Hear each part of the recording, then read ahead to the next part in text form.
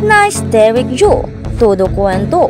Napansin ang mga ginagawa ni Paulo Abilino sa Cebu pagdating kay Kim Chiu. Kung bago ka lang sa channel na ito, huwag kalimutang mag-like, share, comment, and subscribe. Mainit na usapan ngayon online ang revelasyon ni Derek Joe matapos niyang ibahagi ang mga napansin niyang kilos ni Paulo Abilino habang nasa Cebu kasama si Kim Chiu para sa isang proyekto. Ayon sa kanya, kitang-kita raw kung gaano kaalaga, ka-sweet at ka-protective si Paulo kay Kim na tila hindi lang pang on-screen ang chemistry ng dalawa, kundi pati sa totoong buhay. Ayon kay Derek Joe, sa buong panahon ng kanilang shoot hindi nawawala si Paulo sa tabi ni Kim. Lagi raw itong sinisiguro na komportable si Kimi mula sa set hanggang sa break time. Hindi mo kailangan ng script para makita kung gaano ka-espesyal si Kim kay Paulo. Ani Direk, marami ring production staff ang nakapansin sa mga maliliit na kilos ni Paulo, gaya ng pag-abot ng payong, pagbibigay ng jacket at pagsisiguro na nakakain na si Kim kahit abala sa trabaho. Ang simpleng bagay na ito ayon sa mga netizens ay actions that speaks louder than words. Sa social media agad na nag-viral ang mga behind the scenes clip na nagpapakita ng natural na lambingan at tuksuhan ng dalawa. Lalo pang pinag-ingay ng mga fans nang sabihin ni Derek Joe sa interview, "Hindi ko alam kung sila na, pero kung ako ang tatanungin, may kakaibang spark talaga, hindi mo mapipiki iyon." Ayon sa ilang insider, madalas daw naglalakad si Paulo at Kim sa beach sa Cebu tuwing gabi. Nagkakapi habang nagkukwentuhan. Simple lang pero punong-puno ng kilig. Hindi showbiz, very genuine. Dagdag pa ng isang staff. Ang Kim Pao fans naman ay halos mabaliw sa tuwa, lalo na matapos mag-trending sa X or dating Twitter ang hashtag na #Paulo for Kimi at #Kim Pao sa Cebu. Marami ang umaasa na ito ang simula ng isang tunay na love story at totoong love story na matagal nang gustong mangyari ng kanilang supporters. Sa kabila nito, nananatiling discreet at professional si Paulo at Kim sa mga public appearances. Ngunit sinasabi nga ng mga nakakita sa kanila sa Cebu, hindi mo kailangan ng kumpirmasyon. Kita mo na sa kilos at galaw nila, or kita mo sa kilos nila. Ang tanong ng lahat niyon, may aaminin nga ba si Paulo Abilino sa susunod na press con? Fans are ready dahil mukhang Kimi is no longer just his leading lady but his reality. Kaya naman marami ngayon ang nag-aabang sa susunod na press con ni Paulo Abilino at baka dito aamin na sila at baka dito ay bookingan na nga. Kaya naman Paulo Abilino at Kim Chiu, sabihin nyo na kasi ang totoo. Nakaka-thrill naman kayo. At sa kabilang banda, sinabi ni Kim Chiu na hindi na siya OA kapag in love, habang cool naman itong si Paulo Abilino. Inamin ng kapamilya actors na si Kim Chiu na malambing na siya pagdating sa pag-ibig. Hindi na raw siya OA or over the top gaya ng dati. Samantala natahimik ang kanyang The Alibay co-star na si Paulo Abilino nang tanungin ko siya ay kasalukuyang nagmamahal.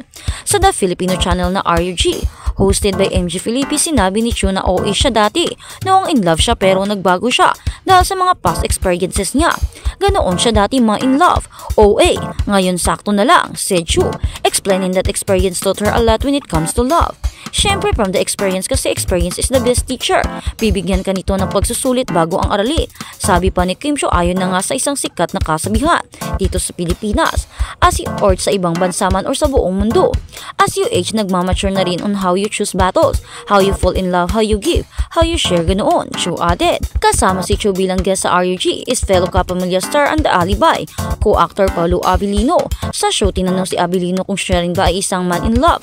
Ang sagot niya, "Kayo na bahala, whatever makes you guys happy." When pressed to define love, Abilino said, mahirap siya i-define kasi nag-iiba rin siya. Parang every year nag-iiba ang pananaw mo sa buhay at nadadamay na rin doon yung pananaw mo sa pag-ibig. Nagtatrabaho sa ika-4 na pagkakataon sa palabas. Ibinahagi rin ni Chiu at Abilino kung ano ang nagpasya sa kanila na magsanib pwersa mula para sa paparating na mystery thriller drama na The Alibay. Ang kanilang pang-4 na proyekto na magkasama, laging masaya na makatrabaho si Kim. Parang ang kriteria ko naman palagi, kapag may gagawin akong bago at least ibang storya. Kumbaga may ma-o-offer kaming bago sa panlasan ng mga Pilipino. It's so happy na parang yung konsepto nito. It was pre-approved and they really wanted us. So sabi ko, why not, Abilino said. Very thankful, very happy dahil nabigyan ulit kami ng opportunity ng Prime na gumawa ulit ng another masterpiece from ABS-CBN and Dreamscape. Sobrang excited yung kwento na ito, parang hindi ko siya nagagawa talaga ever. So habang may mga chance and opportunities, bakit hindi gawin, of course, with Pao, Chiu said. Hindi pa talaga ako gumagawa ng mystery drama, so first time ko siyang gawin. May mga theories yung mga ganyan. Kahit nag-taping kami, naninibago talaga ako kasi alam kong nawawalang tatay. nawawalang kapatid at mga ganoon, ito iba talaga.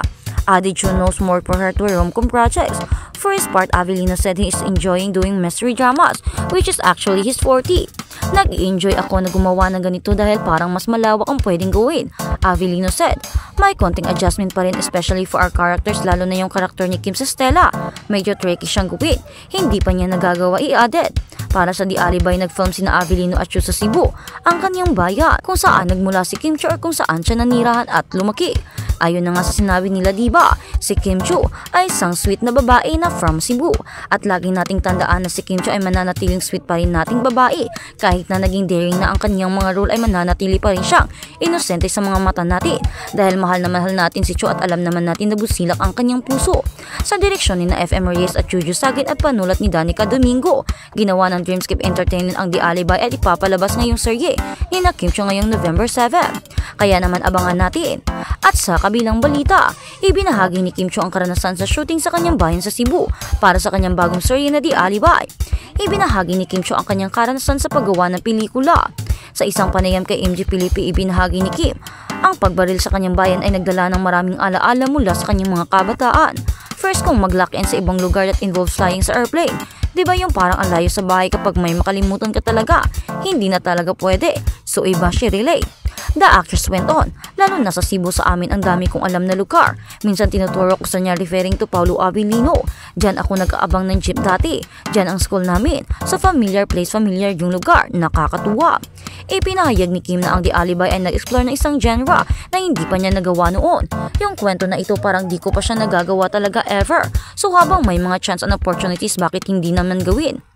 Of course, with Paulo, she added, hindi ako gumawa ng mystery drama. So first time ko siya gawin. Mga theories, mga ganyan kahit nagtitiping. Talagang naninibago ako at nahihirapan din pero pasalamat na din dahil sa mga staff. Lalo na kay Paulo Avellino na sinusure nila na magagawa ko ito at tinutulungan talaga nila akong ma-overcome ko ang fear ko.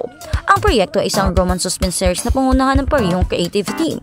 Ang serye ay pinamunuan nga ng mga direktor na alam na nila at sikat na sikat, diba? Kaya naman paniguradong magiging maganda ang pelikulang ito dahil nga ang mga kinukuha mga direktor at ang mga staff ay talaga namang superb at talaga namang magagaling. Kaya naman kasama din ang Kimpo na love team dito. Paniguradong magiging successful ang The Alibay.